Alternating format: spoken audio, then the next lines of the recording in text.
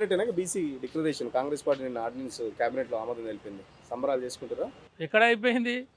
దానికి తల తోక ఏది కనపడట్లేదు మనకి. గతంలో మహారాష్ట్రలో ఇదే చేశారు. మహారాష్ట్రలో కొట్టేశారు. అసలు రిజర్వేషన్ బీసీలకి వద్దనే చెప్పారు అక్కడ. డెడికేటెడ్ కమిషన్ రిపోర్ట్ లేకపోతే. అసలు ఇవన్నీ కాదు, నేను ఒకటి అడుగుతా సూటిగా. 23 డిసెంబర్లో వచ్చారు కదా వీళ్ళు.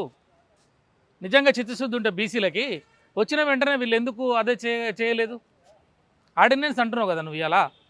ఆర్డినెన్స్ ఏమంటే నువ్వు తీసుకొచ్చేసి 6 నెలలు నన్ను 42% ఇస్తానని చెప్పినావు కదా. కామారెడ్డిలో డిక్లరేషన్ ఇచ్చినావు కదా నువ్వు. పెద్ద పెద్ద నాయకులందరూ వచ్చారు కదా, సిద్ధరామయ్య లాంటి నాయకులందరూ కూడా. మరి అది చేసి అప్పుడే నువ్వు ఆర్డినెన్స్ తీసి ఎలక్షన్ చేస్తే ఇప్పటికెళ్ళా తేలిపోగా ఏదో ఒకటి. అంటే నువ్వు 6 నెలల్లో చేయలేదు. బీసీ కమిషన్ అన్నావు. బీసీ కమిషన్ తోటి చేపిస్తే అది చెల్లదు అని చెప్పినాము ఆ రోజు. మేమందరం నెత్తి నోరు కొట్టుకొని చెప్పినాం బీసీ కమిషన్ చేస్తే కాదు అని. అయినా నేను బీసీ కమిషన్ తోటే చేపిస్తా. పాత కమిషన్ ఉన్నది, అది టీఆర్ఎస్ కమిషను. ఇది అయిపోవాలి టైము.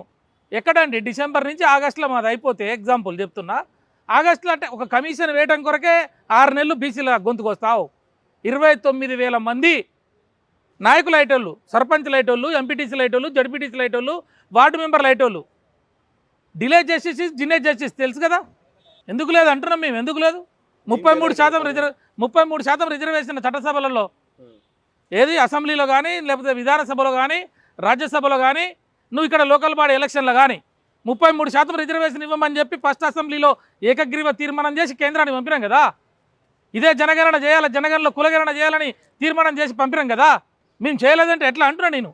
మహిళా బిల్లులో కూడా 33% మహిళలకు ఇస్తే దాంట్లో ఓబీసీల జనాభా ప్రకాశం వాళ్ళకు కూడా బిల్లు ఇవ్వాల, రిజర్వేషన్ ఇవ్వాలని చెప్పి అసెంబ్లీలో చేసినాం కదా. చేసి కేంద్రానికి పంపినాం. 3 బిల్లులు ఆడ పెండింగ్ ఉన్నాయి కదా, అది కాలేదు కదా. ఎట్లా అంటావు నువ్వు చేయలేదని? ఇదే 2018లో 34% రిజర్వేషన్ కావాలని ఆర్డినెన్స్ ఇప్పుడు ఈయన తెచ్చినట్టే మేము తెచ్చినాం కదా. తీసుకొస్తున్నాయి కదా. ఆర్డినెన్స్ ఛాలెంజ్ చేసి హైకోర్టుకు పోయింది వాళ్ళు. హైకోర్టులో మాకు ఎగనెస్ట్గా వచ్చింది. సుప్రీంకోర్టుకు అప్పీల్ పోయినాం. సుప్రీంకోర్టుకు అప్పీల్ పోతే ఒకసారి మాకు కృష్ణమూర్తి కేసులో చెప్పినాం కాబట్టి ఒకసారి చెప్తే దేశమంతా ఒకటేసారి చెప్తాం, మళ్ళీ చెప్పేది లేదు. వెనకకి తీసుకుంటావా లేకపోతే బీసీ రిజర్వేషన్ క్యాన్సిల్ చేయాలని అడిగిర్రు. ఇవన్నీ తెలిసి మన కాంగ్రెస్ పార్టీ మళ్ళీ ఆర్డినెన్స్ ఎందుకు తీసుకుంది? నేను అందుకే అంటున్నా, ఇవన్నీ తెలిసే మళ్ళీ కుట్రలు చేస్తూ ఉన్నారు. నిజంగా చిత్తశుద్ధి కనుక వీళ్ళకు ఉంటే, నువ్వు 6 నెలలు చేస్తున్నావు కదా. 6 నెలల్లో సరే ఇదంటే బీఆర్ఎస్ కమిషన్ అనుకుందాం, బీసీ కమిషన్ కూడా నువ్వు పార్టీలో అద్దినావు. మరి వెంటనే నీ కమిషన్ వేసినావు కదా, నిరంజన్ కమిషన్. నిరంజన్ గారితో ఒక కమిషన్ వేసినావు కదా, బీసీ కమిషన్.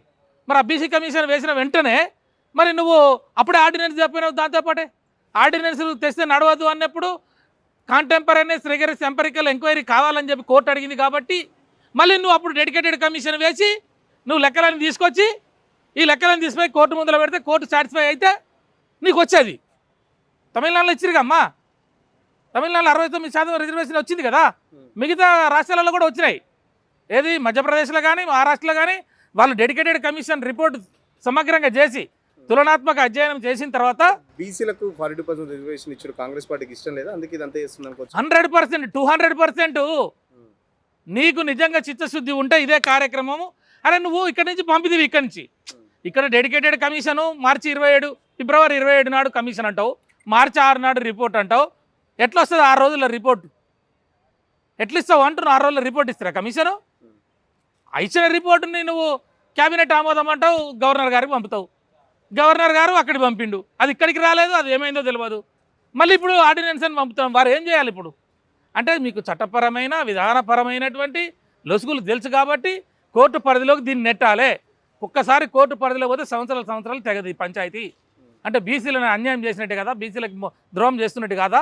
మేము ఇచ్చినాం కానీ కోర్టులు వ్యతిరేకించని అని చెప్తాడు. మేము ఫస్ట్ నుంచే చెప్పినాం కదా, డెడికేటెడ్ కమిషన్ వేయండి రా నాయన అని చెప్పి మేము నెత్తినోరు కొట్టుకొని మేము చెప్పి అక్కడ కాంగ్రెస్ పెద్దలకు కూడా చెప్పినాం. ఎందుకంటే సామాజిక స్పృహ ఉన్న వాళ్ళమండి మేము. పార్టీలు వేరు కావచ్చు కాక, ఒక్కొక్క పార్టీలో మనం పనిచేయవచ్చు కాక. మేము ఎంబీసీ మూవ్మెంట్లో 25 సంవత్సరాల నుంచి 30 సంవత్సరాల నుంచి నేను ఉన్నా. మా చైర్మన్ గారు కూడా 34 సంవత్సరాల నుంచి బీజేపీ ఉద్యమాలలో ఉన్నోళ్ళు. మా పక్కన కిషోర్ కానీ లేకపోతే మిగతా సభ్యులం కానీ అందరం కూడా సామాజిక స్పృహ ఉన్నవాళ్ళం. ఈ 6 నెలలు మాకు సమయం ఉన్నది. గవర్నమెంట్ మారినాక ఈ 6 నెలలన్నా మేము చేస్తే కనీసం ఆ రిజర్వేషన్ని మేము స్థిరీకరిస్తే మాకు ఒక పేరు ఉంటుంది జీవితంలో చెప్పుకోవచ్చు అని కూడా మేము కూడా పోయి అక్కడ పొన్నం ప్రభాకర్ గారిని, అక్కడ ఉన్నటువంటి సలహాదారులు వేం నరేందర్ రెడ్డి గారిని, అక్కడ ఉన్నటువంటి దుద్దిల శ్రీధరబాబు గారిని, మా చైర్మన్ గారికి గతంలో కాంగ్రెస్ పార్టీలో ఉన్నాడు కాబట్టి అక్వైంటెన్స్ ఉన్నది. జానారెడ్డి గారికి కూడా పోయి చెప్పి సుప్రీంకోర్టు జడ్జిమెంట్లు కృష్ణమూర్తి కేసు మన మన వికాస్ కిషన్ రావు గవాలి కానీ ఇవన్నీ కేసుల విషయం చెప్పి ఇట్లా ఉన్నది, తర్వాత మీ వాళ్ళు ఇట్లా ఉరుకులో పెడుతున్నారు, కాదు దీనికి ఒక పద్ధతి ప్రకారం పోతే మిగులుతుంది అంటే వారు కూడా పిలిపించి చెప్పినారు. ఎవరు చెప్పినా వినకుండా సరే రాహుల్ గాంధీ గారు చెప్పి చాలా సంతోషం. ఇప్పుడు మేము వెల్కమ్ చేస్తున్నాం, ఎగనెస్ట్ చేయట్లేదు, కానీ ఎట్లా నిలబడుతుంది?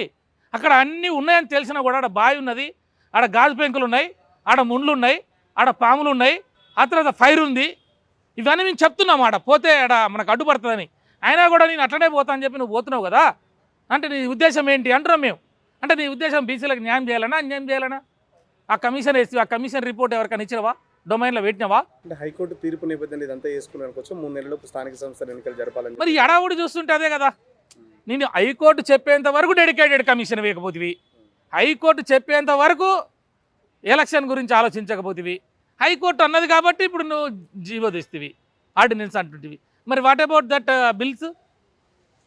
చట్టసభలలో నువ్వు తీర్మానం చేసి కేంద్ర కేబినెట్ ఆమోదం చేసి విద్యా ఉద్యోగ స్థానిక సంస్థలో ఎలక్షన్స్లో రిజర్వేషన్ అని చెప్తివి, ఆ బిల్లును పంపితివి, అది ఎక్కడ పోయింది అంటున్నాం మేము.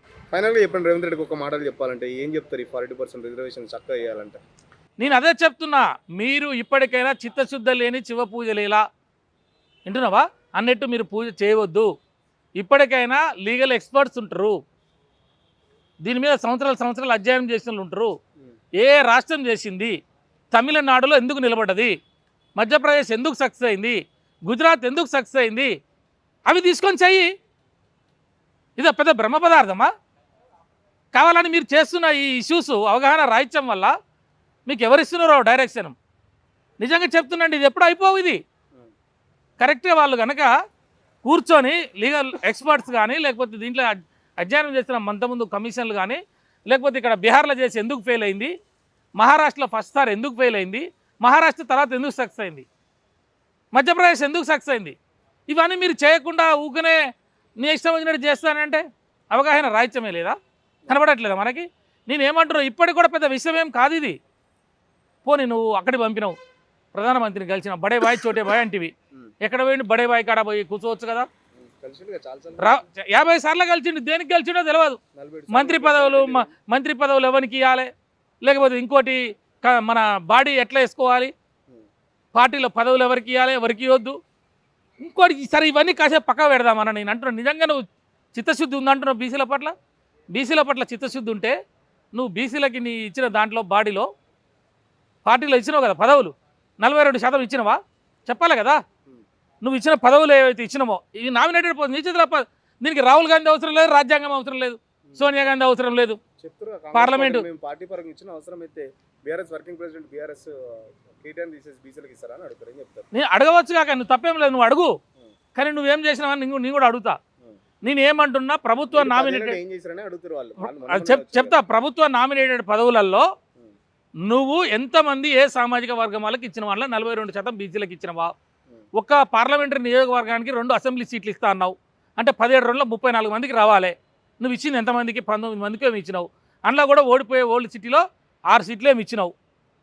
చెప్తున్నా, అంటే నీ చిత్తశుద్ధి చెప్తున్నా. నేను బీసీల పట్ల నాకు చిత్తశుద్ధి ఉంది కాబట్టి నేను చేస్తుంటే అడ్డుపడుతున్నాను అనవచ్చు కాక, కానీ నువ్వు ఇచ్చినటువంటి నామినేటెడ్ పోస్టులలో ఎన్ని ఇచ్చినావు, పార్టీ పదవులలో ఎన్ని ఇచ్చినావు, ఈ అసెంబ్లీ ఇచ్చిన సీట్లలో నువ్వు చెప్పిన వాగ్దానమే ఇచ్చినవా? 20,000 కోట్ల రూపాయల బడ్జెట్ అన్నావు, దీనికి ఎవరు అవసరం లేదు కదా తమ్మి.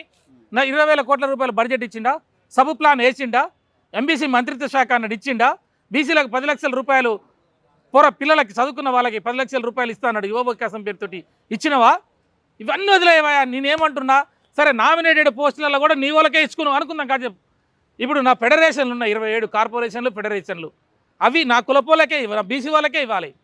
Gowda corporation, Vishwabrahmana federation, మేదర federation, పూసల ఫెడరేషన్, ఆరకటిక ఫెడరేషన్, అవి వేయట్లేదు. అవి ఇవ్వాలి, అవి వేరేటోళ్ళకి. నీ పార్టీలో ఉన్న కాంగ్రెస్ పార్టీలో ఉన్న సంవత్సరాలు జెండాలు మూసుకొని నీ పల్లకిలు మోసినా, నీకు జైలు కొట్టినా, నువ్వే దొర, నువ్వే రాజు, నువ్వే మంత్రి, నీ ఎమ్మడి తిరిగిన ఒక పూసలాయనకి ఆయన ఫెడరేషన్ కమిషన్ చైర్మన్ ఎందుకేమని నేను అడుగుతున్నా. ఒకవేళ వేసి ఉంటే ఆయనకు కూడా ఒక తెల్లబండి వచ్చు కదా. అరే తమ్మి, ఎవడైనా రాజకీయం చేసేది దేనికి? మాస్టర్కి రాజకీయమే కదా. రాజ్యంలో అధికారం లేనివాడు అంతరించిపోతాడని అంబేద్కర్ చెప్పిండు. నువ్వు విశ్వబ్రాహ్మణ కార్పొరేషన్ ఉంది ఎందుకు వేయట్లే? Padmashali corporation, Gouda corporation, Munnuru corporation, Mudiraju corporation, Oddera corporation, Dudekula corporation, ఈ ఎంబీసీ కులాలు ఉన్నాయి. తమ్మి వాళ్ళకి తప్ప ఏం రావు, వాళ్ళు పోటీ చేయలేరు. చట్టసభలకు రాని రాజకీయ అంటరానితనంలో మగ్గిపోతున్న మైనార్టీ బీసీ కులాలు ఎన్నున్నాయి. ఆ కులాల పరిస్థితి వాళ్ళకి, అరే వాని కార్పొరేషన్ వానికి ఏమంటే ఎందుకు ఏమంటున్నా నేను అంటే నీ చిత్తశుద్ధి ఇక్కడ తేలిపోతుంది. అంటే నువ్వు వీళ్ళకు వ్యతిరేకము, బీసీలని తొక్కే కార్యక్రమము. నీ పార్టీ ఇవ్వాల్సిన నీ పదవి, నీ చేతిలో ఉన్న పదవులు కూడా ఇవ్వకుండా నేను పార్లమెంట్లో ఆపిన, రాష్ట్రపతి ఆపిండు ఆర్డినెన్స్ కాబట్టి కోర్టు ఆపిందని చెప్పి నేను బీసీల చిత్తశుద్ధి ఉంది నాకు అంటే ఎవడు నమ్మడు. నీ చేతిలో ఉన్న ఈ ముందు డిమాండ్ చేస్తున్నాం మేము. 27 కార్పొరేషన్ రేపు పొద్దున ఈ టైంకి వెళ్ళి బాడీలయ్యి వేయకపోతే నువ్వు బీసీలకు వ్యతిరేకివి, బీసీలకు ద్రోహం చేస్తున్నావు, బీసీలకు పంగనామాలు పెడుతున్నావు. కాబట్టే రేపు రాబోయే స్థానిక సంస్థల ఎలక్షన్లో నీ కాంగ్రెస్ పార్టీని పాతాళ లోకానికి రాజకీయంగా తొక్కడానికి బీసీలు సిద్ధంగా ఉన్నారని ఖబర్దార్ అంటున్నాం.